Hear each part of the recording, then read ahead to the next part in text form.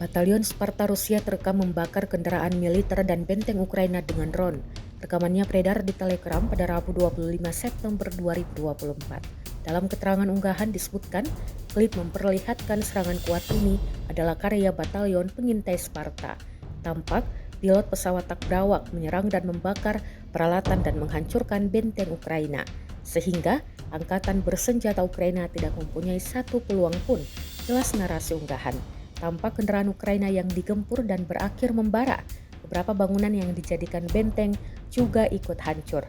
Rekamannya pun menuai berbagai komentar dari warganet.